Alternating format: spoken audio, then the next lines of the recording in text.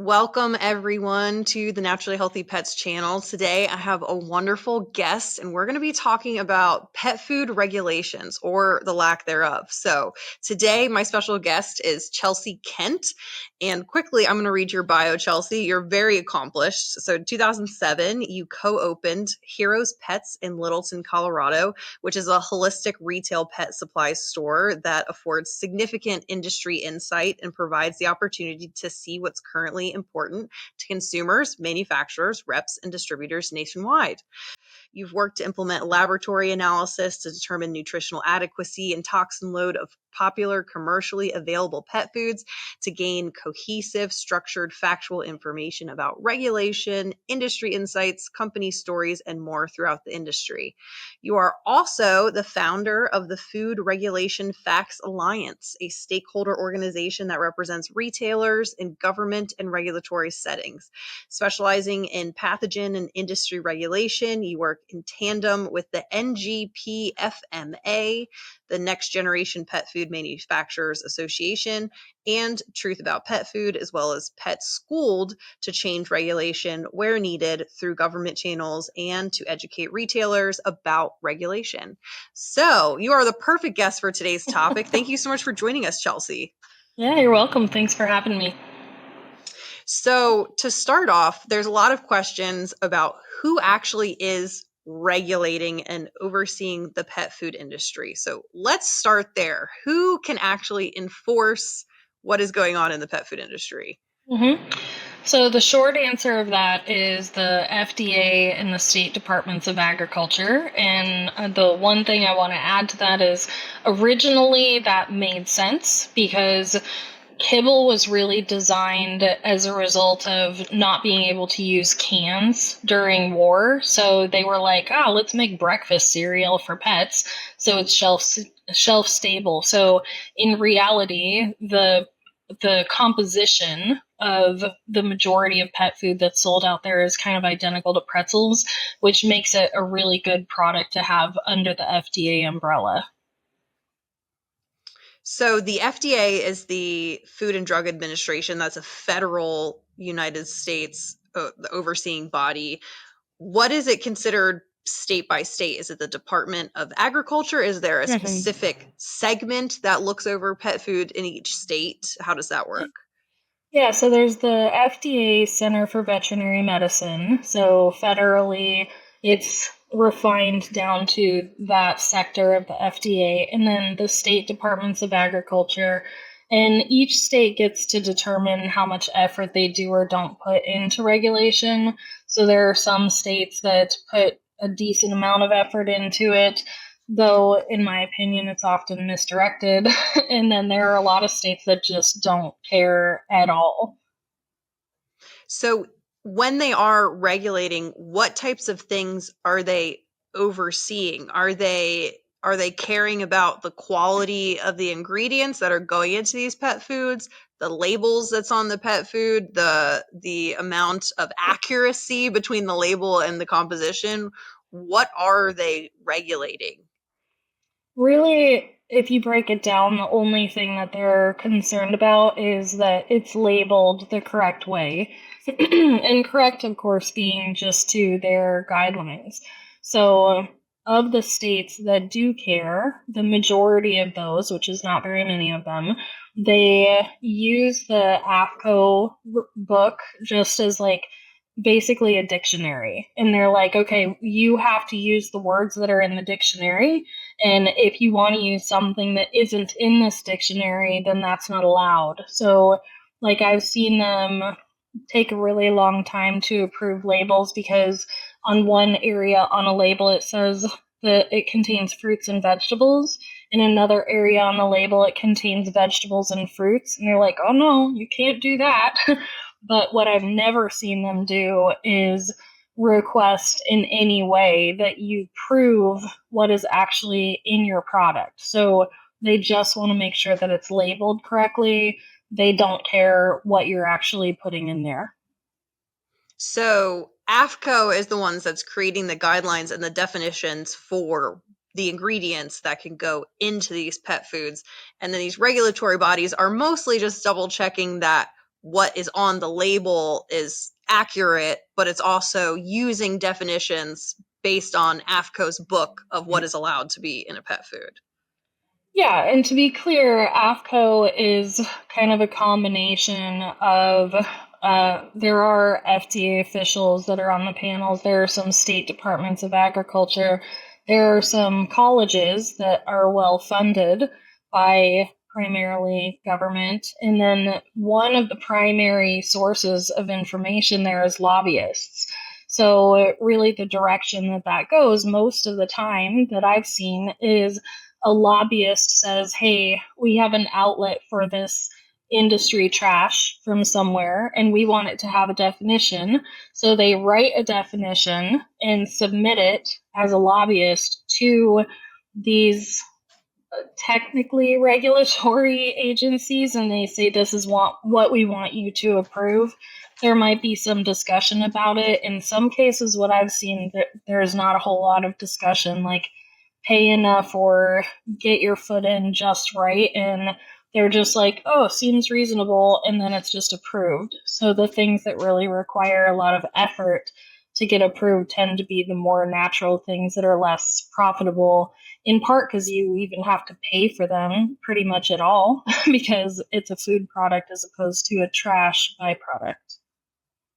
So this is referring to, so we'll just use like a grain or a corn as an example. So if they have some type of corn byproduct from the human food industry that they have a lot of, and they want to be able to turn that into an ingredient for pet food or pet feed, they're able to lobby to AFCO, essentially say, hey, here is this ingredient. We think it would be appropriate for pet feed. And all AFCO has to do is add it basically to their dictionary and say, yes, this is an acceptable raw ingredient for pet food. Mm-hmm. And it's actually less common that it's a byproduct of a food industry. So it's more common that it's going to be a byproduct of a biodiesel industry, like some kind of alternative fuel or chemical production or something like that, where what we used what might have been a food product for was extraction in some form of chemical sense. And then once we've extracted what we needed, then the trash residue is available in really large amounts, and that's what's put into pet food. But if you want to be able to put in spirulina as an ingredient, then you're going to have to be able to prove that it's actually safe for animals. So you would have to provide, who really knows what studies. I have not actually seen anybody give me a very clear identified list of like, these are the things that you would have to be able to prove for us to say that this is a safe product. So sometimes they'll be like, that one's pretty hard to fight. A lot of times they're like, oh, well, you can't say that you have butter in your food because butter also has salt in it. So that's two ingredients. But they don't mention, well, you can say that you have corn gluten meal, which is now called corn protein meal. You can say that, even though that also has anhydrous ammonia, liquid urea, sulfur dioxide, multiple antibiotics. Like, that's totally fine. So depending on who is lobbying for the ingredient may also impact how it's processed or how it's handled. Yes, very much so. So my next question is really, what is the difference between state and federal? So at what point would a state regulator step in versus the FDA? Mm-hmm. So there are actually very few people, if you look at the size of the overall country, in either organization. So the FDA CVM doesn't have a ton of people to cover a whole entire country, so they're working in tandem with the state departments of agriculture. But if you do a breakdown on that, the majority of the states have generally one or two inspectors for the entire state, and that's for all pet food and all agriculture feed. So, like, if you think of a state like Texas, Texas is enormous. It's larger than the majority of countries on the planet, and I believe that they only have just a couple of inspection officers for the whole entire state. So they are dependent on each other. my experience has also been that there's not a whole lot of clarity about who's supposed to do what. So, for example, I have called back and forth between the two before when there's been a recall on a raw food, and the federal law requires that they actually have to prove that whatever bacteria that they're saying they need to recall for is pathogenic or dangerous to health, and they have to prove that it's in high enough levels for it to cause illness. So the state pulled the sample and tested it and said, yes, this needs a recall. If you call the state and you're like, can you tell me what the serotyping and quantification was? Did you prove that it's actually dangerous? The state has told me, no, that's something the FDA does. We send the sample to the FDA. Call the FDA, and they're like, no, we don't do that. That's not a thing. We have the state do that. Then you call the state back. Well, the federal government said this was your job. No, we don't do that. We sent it to them. Like, I'm not sure anybody really knows who's supposed to be doing what. So I personally have yet to actually see documentation that either the federal government or the states adhere to federal law when it comes to certain recalls. So are either of these entities, either at the state level or the federal level, are they doing random checks at pet food manufacturers to make sure that they are complying with regulations? Or is this something that they only intervene if somebody brings it to their attention? Yes and no. So they sometimes will intervene if it's brought to their attention.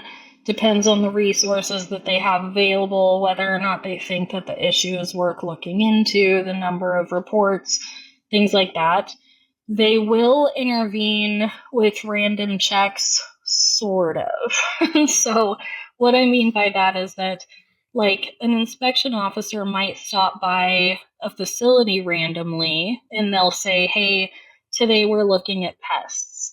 But it's not exactly random, because if you actually go to the AFCO meetings, then you get notification ahead of time.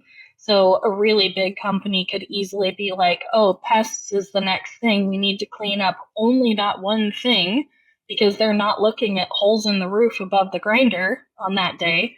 Only pests. So we're good. So that's, in a sense, not exactly random. Also, what they're looking for, they don't necessarily read the brief. So, like when I had an inspection officer come into my retail pet supply store in Colorado, he came in doing an inspection technically for looking for pathogens in raw food. I had read the brief for that and what the requirements were, and he did not adhere to those. When I asked him about that and challenged, like, why aren't you following the brief? He actually didn't know what I was talking about. And he did not take the correct number of samples or any of the stuff that was required in the brief. So they should be following certain protocols. That does make it pretty random, the fact that they don't really do that. But also, there was a brief, which I knew about before the inspection officer. So in that sense, it's also not random, because you can be aware ahead of time of what they're planning on doing. So you mentioned that they will tell you ahead of time that they're going to inspect facilities for pests, as an example. Do you know the types of things that they will check for? And is it always they're just coming in and checking for one thing? Or do they ever come into a facility just to inspect everything and say everything is actually compliant, not just they don't have a rat infestation? So as far as the briefs go, it's only going to be what they state they're going to be focusing on for the next stint of time.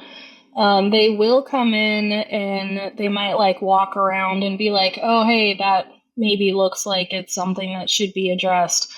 On FOIAs, the Freedom of Information Act, all of them that I've seen where they've been done on larger facilities, it clearly states in there that they actually avoided looking at things that were obvious problems, such as not addressing a hole in a roof above a grinder because it wasn't raining that day and what they were there to inspect was something different. And I've also experienced, as a manufacturer, them being like, oh, well, we just stopped by, but you have to fix this thing on this label. So the way that I've kind of experienced it is like if you have more money than they do, then they will overlook pretty much anything. But if you are small piece, then they will pick on you probably to look a little bit more relevant. So how often do they change their objectives of what they're focusing on, like pest control versus like a aflatoxin or bacterial contamination? Yeah. Like how long are they focusing on these specific things and sort of mentioning the other issues that they happen to see? Mm-hmm. So the AFCO meetings are every January and August, and at each AFCO meeting, they will present the next focus. So twice a year. So it changes every 6 months, but they obviously aren't able to randomly check every pet food manufacturer in the country in those 6 months. So they pick a specific topic that they are going to focus on every 6 months. And within those 6 months, there is an unknown number of random checks that they do for that one specific focus. Yeah, and in my experience nationwide, that's probably around 40 checks for the whole country for every Wow. manufacturer. So even when they are checking, it seems pretty limited in scope because they have a brief that they're following that's really focusing on one specific piece. Plus, they're not able to visit nearly as many pet food manufacturers as there are in the United States. So they're only using a small sample size of manufacturers, and they're not even doing a complete inspection necessarily of every issue that could be happening there in Yeah, the pet and food then again, facility. don't forget to add in that it's not pet food manufacturers that are the requirement. It's feed manufacturers, which includes all agricultural feed as well as pet feed. So whatever the dilution is of inspections in pet, by adding in all of the feed manufacturers for agricultural feed, like those are all included as well. Yeah, and that makes sense. So, I mean, from my perspective, it looks like there is a glaring lack of consistent regulation and really in-depth inspection. Is that something that you would advocate for that they do more of, or do you see a better path forward than just increasing the amount of inspections and the scope of inspections? Is there something that we could be doing differently? Because right now it seems like they're just barely scraping the surface of checking in on these manufacturers. Mm-hmm. So, a couple of things. One, I think that there is a technology issue. So, AFCO is supposed to be a regulatory authority. They are not. You can't be AFCO approved. That's not a thing they do. Even if you tried to submit something to them, they'd be like, "What do you want us to do with this? We don't approve stuff."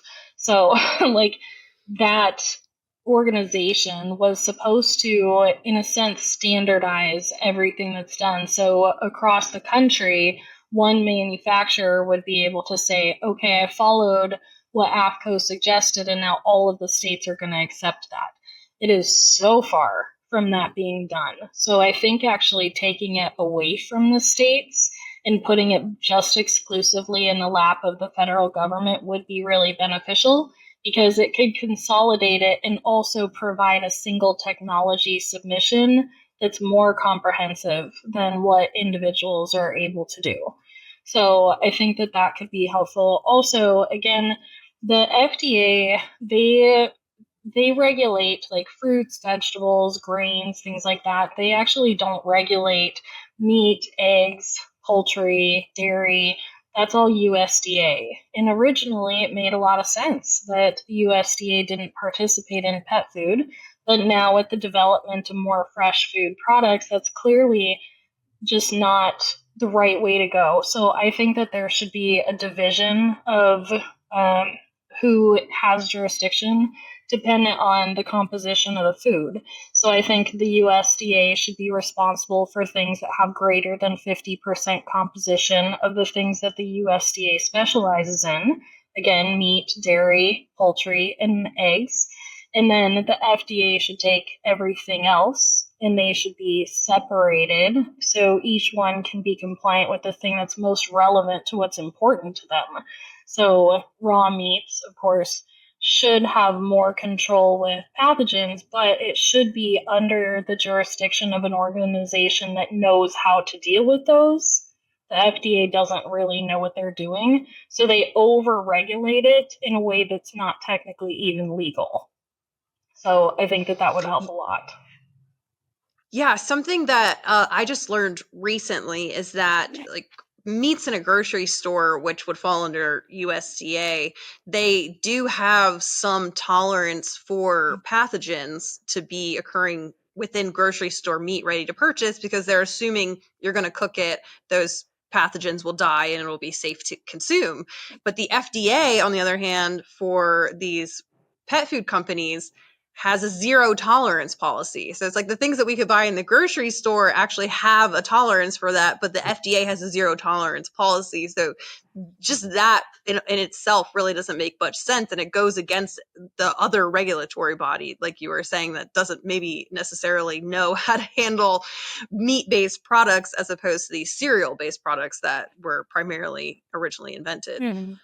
And if you look at the USDA's just even publications, there was a man named William James that was in charge of the USDA, I think for like 29 years or something, 26, somewhere around there. And he had such a heavy focus on pathogen mitigation and control. So all of his years, he was like, let's try this, let's try this, let's try this. And they made basically zero progress in controlling them. So the USDA was like, well, apparently getting rid of them isn't a thing. So how do we work with that? How do we make it so that the foods are still safe, even though it's not reality to be able to eliminate them? So their management of pathogen control is more realistic, more fair, more reasonable, better for the economy because they're not constantly pulling things off the market that aren't actually a concern, versus the FDA is just like, we don't know what we're doing, we're terrified, so we're going to over enforce things, again, not compliant with law, and not make the effort to learn more and maybe see what the USDA already did in putting their efforts out to try to improve what our policies are. Yeah, that definitely makes a lot of sense. So you are a co-founder also of Solutions Pet Products. So you have a raw complete diet and you also have a line of pet supplements. So is the regulation the same for food and supplements or is it technically different? Yeah, it's very different. So the FDA, again, in the States, they have some regulation over the frozen food products. The supplement products are not regulated. So any kind of supplement or hard good, it's really Wild West, so it's self-regulated. So it's really up to the manufacturer to know what they're doing, be ethical about it. There are certain things that you can do to register your product. So, like, you can go get an NASC certified, which is an organization that's like, we'll say that you prove to us that you are doing what you say that you're going to be doing. But even then, there are some loopholes in that I personally don't feel very good about. Say somebody has a concern about a commercial pet feed or they think that there's something wrong or they open a bag and there's bugs in it or it's obviously moldy or something. What are the steps that they're supposed to take to involve regulatory or to inform them? Mm-hmm. So if you were to ask a regulator that, then they would tell you go to the FDA website and submit the complaint on the FDA website. I do agree with that. However, that's also the equivalent of, in a sense, like if you had a coworker that's causing a problem and then you went and you told on the coworker to the coworker, like, maybe it'll get handled, but maybe it won't. So it's probably not good to just only leave it at just that submission. I would also submit the complaint to probably Susan Thixton with Truth About Pet Food because she's so good at following up with them and managing what's coming in and identifying whether or not there are issues and pressuring the FDA to actually do something about it, sharing the information if they're not doing something about it. So even though it's not an official resource, I actually think that using her as an outlet to try to keep on top of the regulatory bodies to actually do something is incredibly valuable. And also, she's well networked, so she, if there's an issue that she's identifying as a problem, then she's going to share that issue with some other people that are going to follow up on it too. So it doesn't just stay with her. It's just a good way to make sure that the information is being taken seriously by somebody if there's any trend being established in the validity of it at all. Do you know if there are any other countries out there or anybody doing things in a more efficient way, or is this really just like a global struggle as far as pet feed regulation? As far as I know, it's a pretty global struggle, and there are more and more countries that are starting to adhere more to the suggestions of AFCO and what the United States is doing because they don't have hardly any regulation. So, pros and cons. Some regulation is better than none. Some guidelines are better than none, but obviously we have a long way to go as well. So, one thing that's really important to consider on why we are where we are.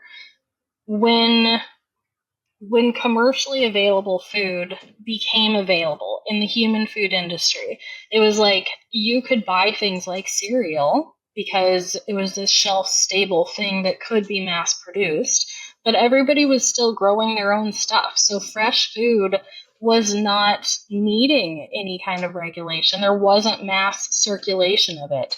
So the regulation was developed specifically and solely for high heat processed foods that are shelf stable for long periods of time. So realistically, we actually are fairly fresh into the development of the fresh food options and those needing a different set of regulations. Nobody's really put the effort into segregating out what that regulation should look like. So, somebody's got to put in that effort at some point. But that's partly why we're in the Wild West right now, is because we have to develop an entirely new set of rules for fresh food that's mass circulated. Yeah, that makes a lot of sense. So moving forward, obviously right now, for anybody listening, they're probably a little bit shocked as far as the lack of consistent inspection, regulation, enforcement. What can what can the regulatory bodies do as far as enforcing if there is an issue? Does that company, can they shut a company down? Can they make them stop producing pet food? Can they make them do a recall? Like what does enforcement actually look like? Well, they can convince the companies that they have to do a lot more than is actually required, and they've done that with a lot of raw food companies where they've convinced them that they have to recall. When they don't, you shouldn't have to recall if there was no evidence that you actually had a dangerous product. So I think the manufacturers probably should spend a little bit more time educating themselves on those requirements as well. Everybody needs to put in their own effort. It shouldn't just be regulators. And on a consumer side, I think it's important for the consumers to try to identify which manufacturers are putting in that effort, because realistically, those are the most trustworthy manufacturers. If they can't answer those questions, you should probably be a little concerned, just as concerned as you are that the regulators don't know their own briefs, right? So I think realistically, the force that a regulatory body can put on a manufacturing agency really only comes into play when humans are getting sick, which isn't super common. So if they are identifying human illness as a result of a pet or agricultural feed product, then they can force kind of whatever they want. But outside of that, it's still suggestions. And basically, like, we'll make your life miserable if you don't. But some manufacturers might be like, well, have at it. Yeah, so even if they are trying to enforce, unless humans are evidently getting sick, then it's still mostly just a very strongly worded suggestion. Mhm. Wow, okay. Well, Chelsea, that is all the time we have for today. We just barely scratched the surface. I could talk to you about this for another hour. But thank you so much for joining us. And of course, we would love to have people be able to reach you or learn more about you and your companies. Could you just list out maybe a few of your companies or where people can find more of Chelsea Kent? So heroespets.com, solutionspetproducts.com, parsleypet.com. Those are the three main ones, and all roads lead to Rome. You can email any email address associated with any of those. They'll still get to me. I love that. I love that. You're all over the pet industry, which is amazing. Thank you. Okay. Thank you so much, Chelsea. And we will see you next All right. time. Thank you.